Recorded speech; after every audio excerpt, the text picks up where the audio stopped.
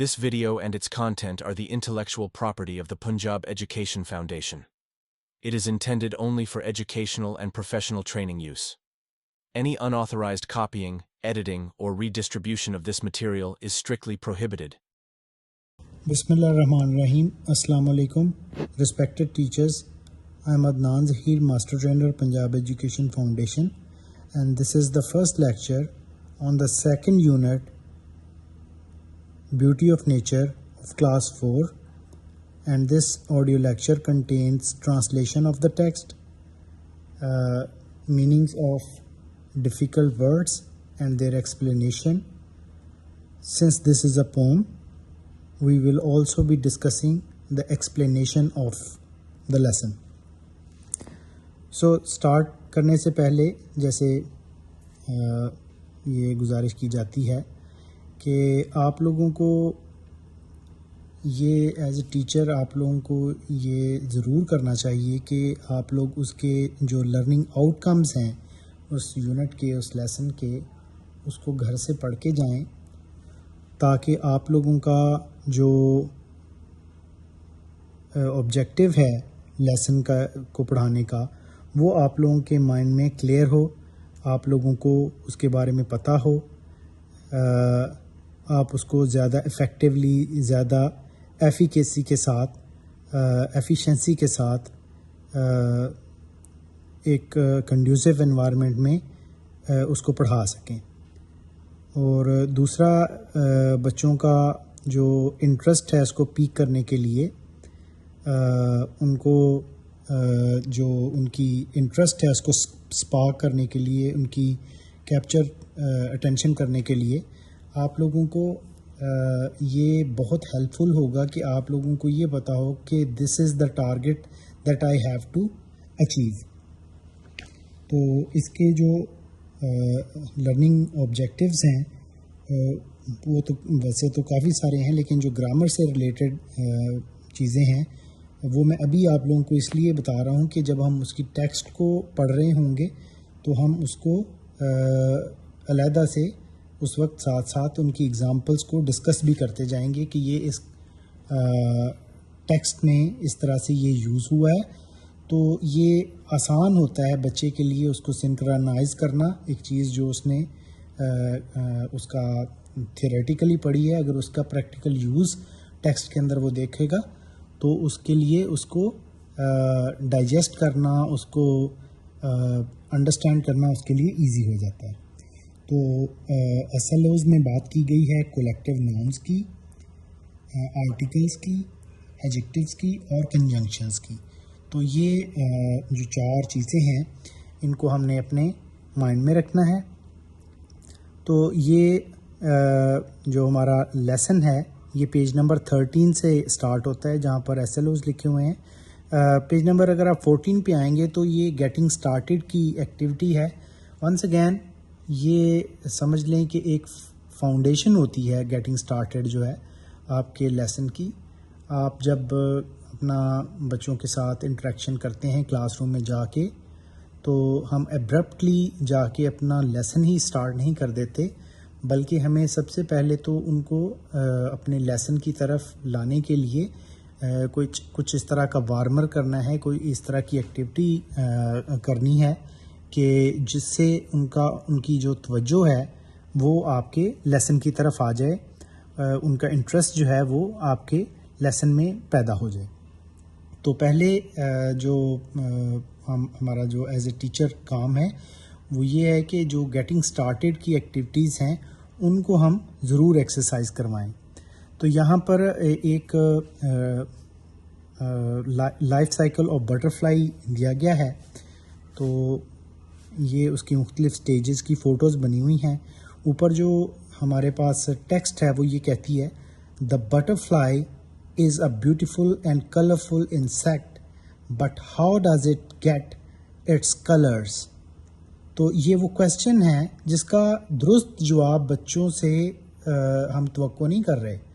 हम ये नहीं एज ए टीचर अपना एक्सपेक्टेशन लेके जाएंगे कि हम ये सवाल करेंगे तो बच्चा हमें इसका बिल्कुल अप्रोप्रिएट एक्यूरेट आंसर देगा, ऐसा नहीं है। लेकिन इस सवाल को पूछने का फ़ायदा ये होगा कि उनका जो तजस्सुस है वो उनके अंदर पैदा हो जाएगा, क्यूरियोसिटी एक जो है वो डेवलप हो जाएगी, which will be helpful for you as a teacher to go into your lesson. So the second question that you will ask, is it born the way it is? क्या ये इसी तरह से पैदा होता है? Many questions arise when we see light-winged creature. Let's look at its life cycle. कहता है कि बहुत सारे सवाल many questions, बहुत सारे सवाल arise, पैदा होते हैं when we see, जब हम देखते हैं this light-winged creature, इस हल्के परों वाली कि जानवर को या creature को. Let's look at its life cycle. आए इसके लाइफ साइकिल को देखते हैं. सो ये उसका लाइफ साइकिल दिया गया है. तो उसमें आप ये देखते हैं कि पहला जो एरो है जो कि जिसकी तरफ पॉइंट किया गया है वो एक लीफ के ऊपर कुछ एग्स पड़े हुए हैं. So these are eggs of a butterfly. और वहाँ से जो एरो है वो एक कैटरपिलर की तरफ जा रहा है. एक कैटरपिलर, अच्छा ये कैटरपिलर जो है ये बच्चों को हमने एक्सप्लेन करना है कि ये लार्वल स्टेज होती है. जो इंसेक्ट्स हैं उनकी जो एवोल्यूशन है उसकी कुछ उसके अंदर कुछ उसकी स्टेजेस होती हैं कि वो किस किस तरह से किन स्टेजेस से किन मराहल से गुज़र के तो एक एडल्ट बनता है. तो पहली स्टेज जो है वो एग है और उसके बाद जो दूसरी उसकी स्टेज है दैट इज़ जिसको हम उसकी लार्वल स्टेज बोलते हैं. उसके अंदर वो एक सुंडी के जैसा एक इंसेक्ट बन जाता है. वो उसको कैटरपिलर भी कहा जाता है.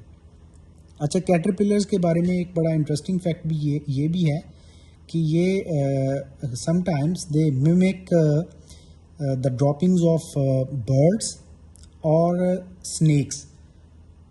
यानी कई दफ़ा सॉरी ये जो कैटरपिलर्स हैं ये मतलब नकल उतारते हैं और इस तरह का बनने की कोशिश करते हैं जैसे जानवरों ये परिंदों का कोई फुजला हो या छोटा सा कोई सांप हो, स्नेक हो. भला क्यों? उस वजह से कि वो शिकारियों से बच सकें.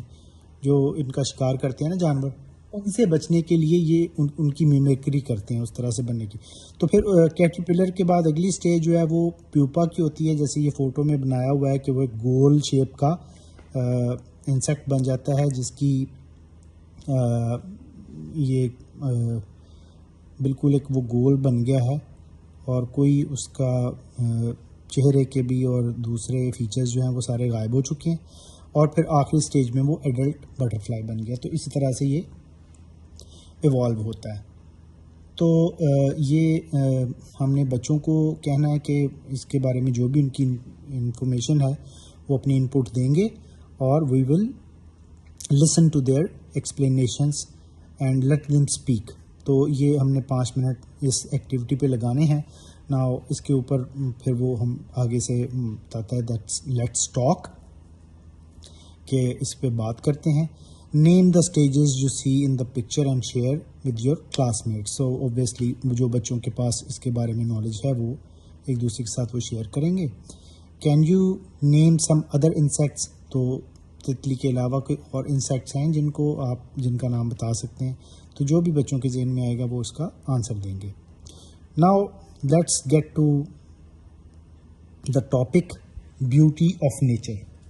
अच्छा जी, पहले तो इस टाइटल को हमें थोड़ा सा एक्सप्लोर करने की ज़रूरत है कि जैसे एक ना बहुत मशहूर राइटर हैं नेचर के, अमेरिकन हैं, जॉन म्यूर. उन्होंने कहा था in every walk with nature one receives far more than he seeks.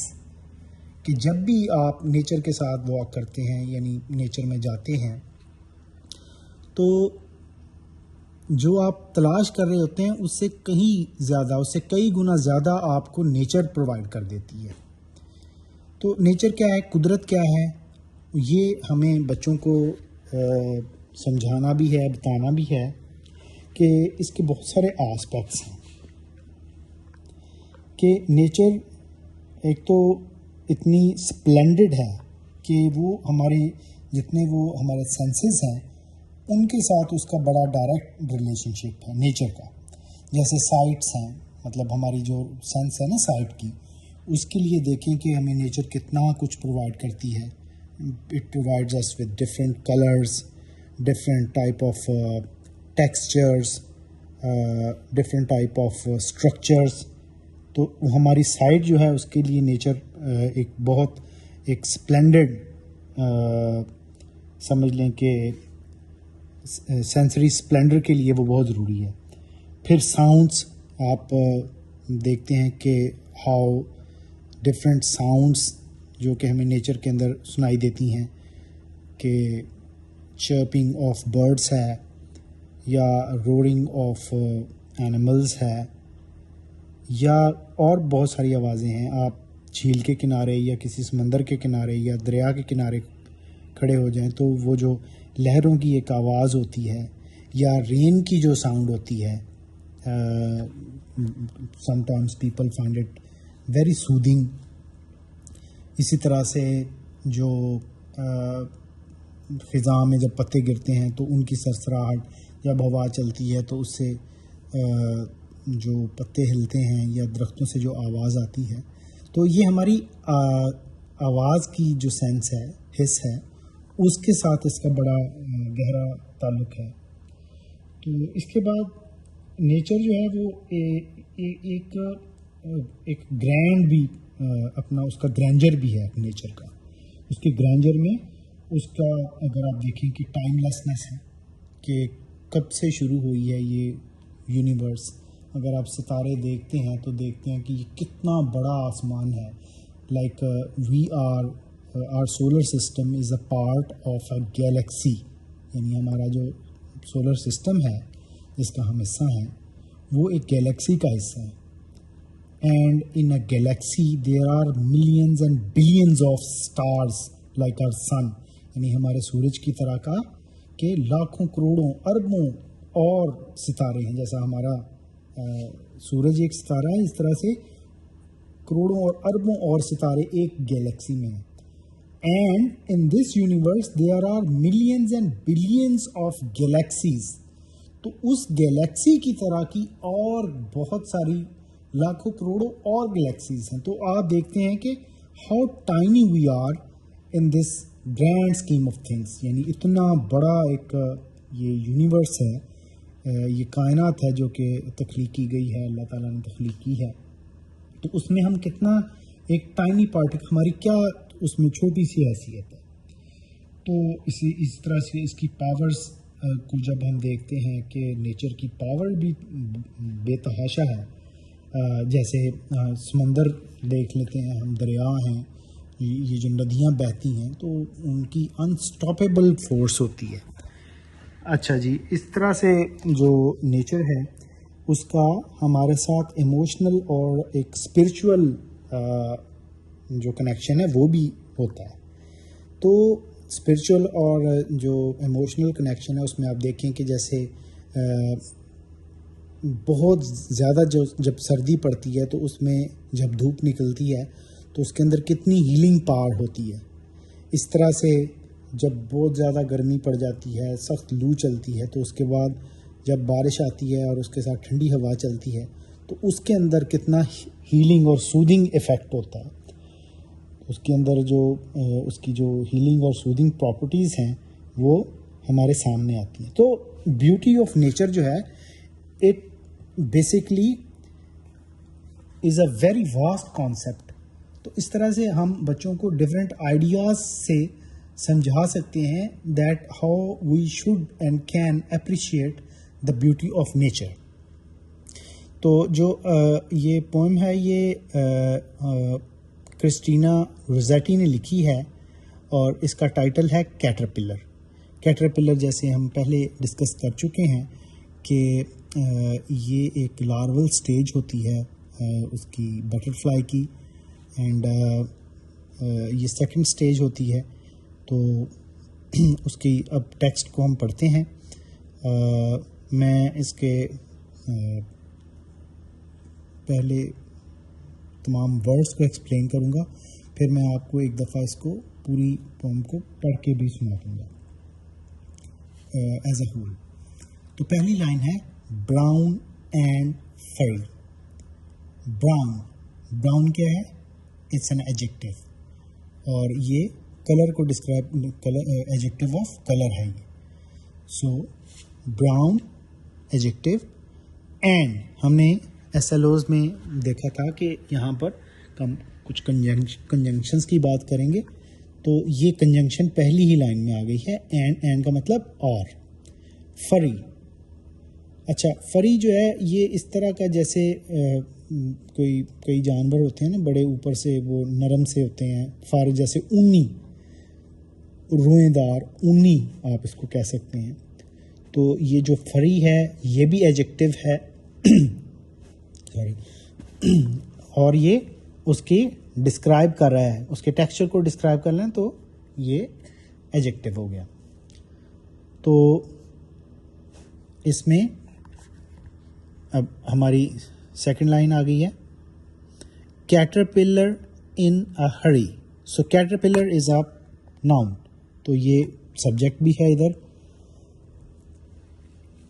Caterpillar coma इन एक प्रेपोजिशन है, अ हरी। इन अ हरी जो है ना ये एक फ्रेज के तौर पर भी इस्तेमाल किया गया है, प्रेपोजिशनल फ्रेज है ये। और यहाँ पर इन अ हरी, अ आर्टिकल हो गया और हरी, अच्छा हरी जो है ये नाउन के तौर पर यहाँ पर इस्तेमाल हुआ है, लेकिन ये आप लोगों ने ये याद रखना है कि ये वर्ब के तौर पर भी यूज़ हो जाता है। I was hurrying to school, या he was hurrying to school, तो ये नाउन के तौर पर भी इस्तेमाल हो सकता है और वर्ब के तौर पर भी ये यूज़ होता है लेकिन यहाँ पर ये नाउन के तौर पर यूज़ हुआ है। Next, take your walk. Take verb हो गया, योर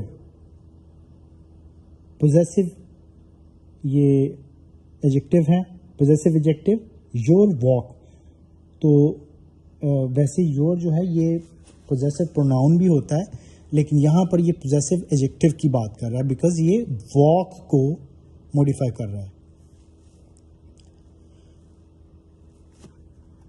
तो ये एक इम्पेरेटिव सेंटेंस भी है because it starts with an action verb. तो ऐसे सेंटेंसेस जो एक्शन वर्ब से स्टार्ट होते हैं वो इम्पेरेटिव सेंटेंसेस होते हैं। टू द शेडी लीफ और स्टॉक। टू क्या है? प्रेपोजिशन, एंड द आर्टिकल हो गया, डेफिनेट आर्टिकल है। शेडी एडजेक्टिव है, ये लीफ को डिस्क्राइब कर रहा है, और लीफ क्या है? नाउन है। और अब ये दोबारा कंजंक्शन आ गई, पहले हमने एंड पढ़ा था फर्स्ट लाइन में, और यहाँ पर फोर्थ लाइन में हमारे पास और आ गया। और ये क्या है? ज्वाइन करने के लिए यूज होता है, कंजंक्शन है। स्टॉक, अच्छा स्टॉक जो है इसके टू मीनिंग्स होते हैं। एक तो तने को कहते हैं, जो दरख्त का तना होता है ना उसको कहते हैं। दूसरा ये वो जो छोटी सी एक डंडी होती है जो कि लीफ और उसकी जो शाख होती है उसको आपस में कनेक्ट कर रही होती है, उसको भी स्टॉक कहते हैं। टू द शेडी लीफ और स्टॉक, टू की तरफ, द शेडी लीफ सायेदार पत्ता, और स्टॉक डंडी की तरफ या डंडी की तरफ। नेक्स्ट,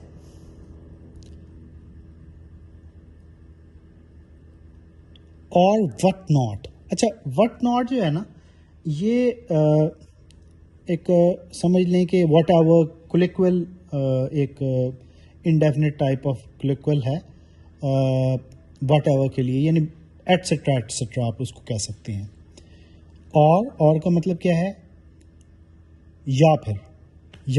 अच्छा ये यहाँ पर भी ये अल्टरनेटिव को दिखा रहा है ना, और यानी वो पिछली लाइन से अगर आप इसको करें तो शेडी लीफ और स्टॉक, और तो फिर उसके साथ कनेक्शन में अगर जब आएगा तो फिर ये कंजंक्शन के तौर पर इस्तेमाल हो रहा है यहाँ पर। और वट नॉट तो ये आप ये इसको कह सकते हैं कि it's a colloquial for whatever. अगर अलग-अलग देखेंगे तो वट जो है वो फिर ऑब्वियसली एक इंट्रोगेटिव प्रोनाउन है और नॉट एक एडवर्ब है जो कि निगेशन को मॉडिफाई करता है।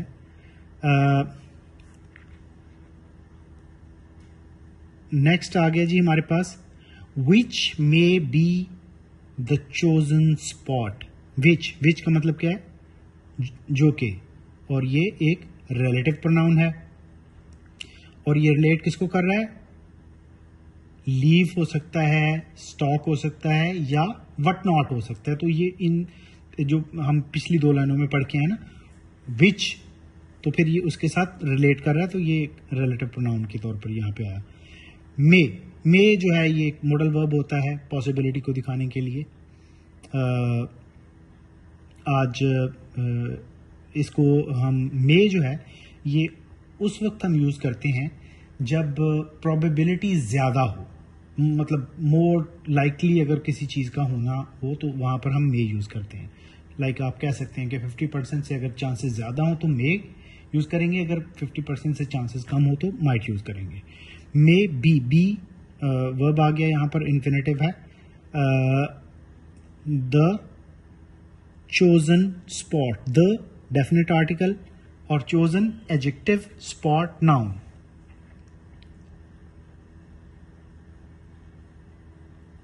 No toad spy you. No ये एक डिटर्मिनर के तौर पर यहाँ पर आया है। नो टोड, टोड क्या होता है? ये बड़ा वाला मेंढक। ये जो दो मेंढक को उर्दू में हम कहते हैं मेंढक, लेकिन इंग्लिश में एक तो टोड होता है और एक फ्रॉग होता है। दोनों में फ़र्क क्या है कि जो फ्रॉग है वो smaller in size and greenish in colour होता है और ये छोटे छोटे हॉप्स करके तो ये चलता है। वेयर एज जो टोड होता है it's generally larger in size and it jumps longer distances, hops longer distances while it goes from point A to point B. spy क्या होता है? अच्छा, spy जो है ये यहाँ पर verb के तौर पे आया है, लेकिन ये noun भी होता है। जासूस को भी spy कहते हैं कि वो क्या उसका नाम था, Kulbhushan Jadhav was an Indian spy और I suspect somebody is spying me। तो यहाँ पर जो spy है ये क्या हो गया? ये verb के तौर पे आया है। you pronoun है obviously, ये second person objective case है। subjective और objective same cases होते हैं ना सेकंड पर्सन के। अच्छा जी, hovering bird of prey pass by you. Hovering क्या होता है? जो एक चीज़ ऊपर मंडला रही होती है ना, उसको हम होवरिंग कहते हैं। तो ये होवरिंग जो है यहाँ पर ये प्रेजेंट पार्टिसिपल, बल्कि ये एडजेक्टिव के तौर पर यहाँ पे आया हुआ है। होवरिंग बर्ड ये प्रेजेंट पार्टिसिपल नहीं है, के तौर पर नहीं है, ये यहाँ पर एडजेक्टिव के तौर पर यूज़ किया गया है। Hovering bird of prey, bird क्या है? नाउन, और ऑफ क्या हो गया? प्रेपोजिशन, प्रे नाउन है। अच्छा, PREY प्रे जो है वो शिकार को कहते हैं, और जो PRAY है वो दुआ करना होता है। तो ये हमने बच्चों को थोड़ा सा इसके बारे में बताना है। पास बाई क्या होता है? पास किसी के साथ से, पास से गुजरना। तो पास बाई जो है इसको आप कह सकते हैं कि ये एक सब्जंक्टिव फॉर्म है उसकी, बेस फॉर्म पास है, तो पास बाई ये एक फ्रेज के तौर पर इस्तेमाल किया गया है। पास बाई अलग-अलग करेंगे तो पास जो है वो वर्ब है, बाई जो है वो प्रेपोजिशन है और यू प्रोनाउन हो गया। और लास्ट लाइन है spin and die. Spin verb है और स्पिन का मतलब क्या होता है? रोटेट करना। अच्छा, दो तरह से घूमना होता है ना, जैसे लट्टू घूमता है तो वो स्पिन करता है, वो रोटेट करता है, वो उसका अपना ही एक्सेल है और उसी में वो घूमी जा रहा है। जबकि रिवॉल्व करना जो होता है वो किसी चीज़ के गिर्द घूमना होता है। जैसे the earth is spinning in its axis, और जो उसका रोटेशन है अराउंड द सन उसको हम स्पिन नहीं कहेंगे, उसको हम रिवॉल्व कहेंगे। एंड मतलब और ये फिर कंजंक्शन आ गई जिसकी हमने पहले भी और 2 दफ़ा पढ़ा था, और सबसे स्टार्ट पे हमने एंड पढ़ा था, फिर यहाँ पर फिर सॉरी एंड का यूज़ किया गया। एंड एक कंजंक्शन है जो ज्वाइन कर रहा है स्पिन एंड डाई को, और डाई मतलब मरना। तो ये उसकी बात कर रहा है कि स्पिन एंड डाई के घूमेगा और मर जाएगा। सो इसकी एक दफ़ा हम ट्रांसलेशन दोबारा से देख लेते हैं। ब्राउन एंड फरी, बूरी और ऊनी या रुएदार। कैटरपिलर इन अ हरी, सुंडी जल्दी में। टेक योर वॉक, सैर करो।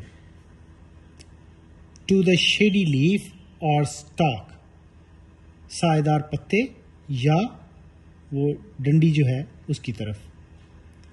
और व्हाट नॉट, या जो भी जगह या जो भी हो।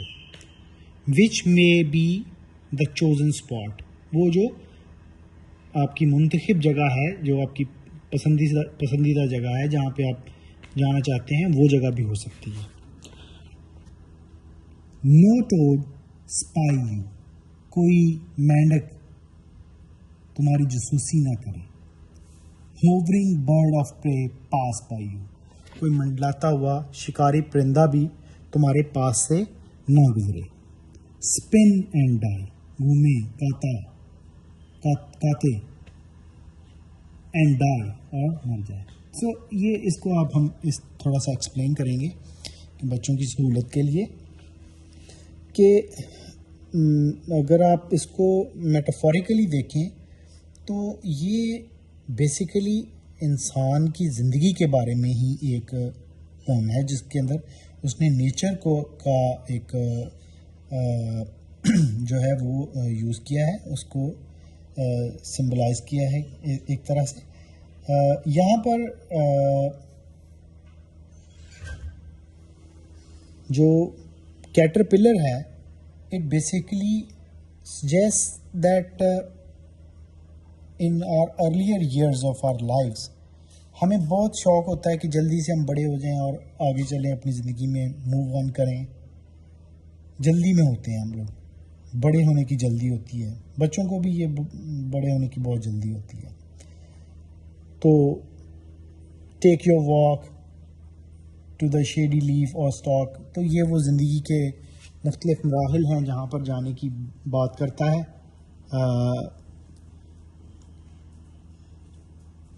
जो भी उसकी पसंदीदा जगह है, तो फिर वो उन ख़तरात का जिक्र कर रहा है जो कि इंसान को एक उसकी ज़िंदगी के अंदर पेश आ सकते हैं।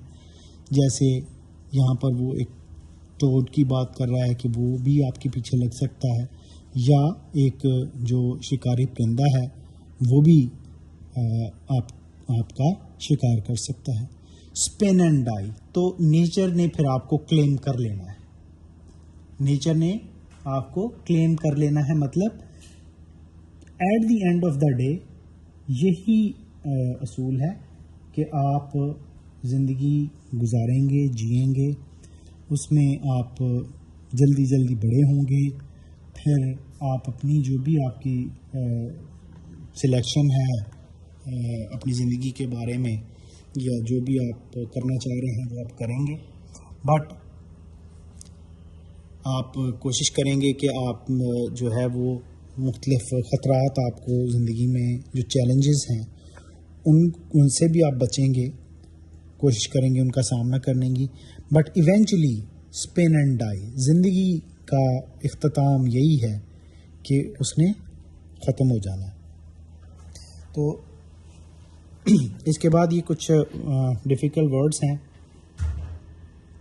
बटरफ्लाई तितली, कलरफुल रंगीन, इंसेक्ट कीड़ा, अराइज पैदा होते हैं, एमर्ज होना किसी चीज़ का, लाइट विंग हल्के परों वाला, क्रीचर जानदार, लाइफ साइकिल ज़िंदगी का चक्कर, स्टेजेस मराहल, कैटरपिलर सुंडी, फरी रोएदार या ऊनी, हरी जल्दी, शेडी सायेदार, स्टॉक वो डंडी टनल जिसको हम कह सकते हैं, चोजन मुंतखब, स्पॉट जगह, मेंढक टोड, स्पाई जासूसी, होवरिंग मंडलाता, प्रे शिकारी, पास बाई पास से गुजरना किसी चीज़ का, स्पिन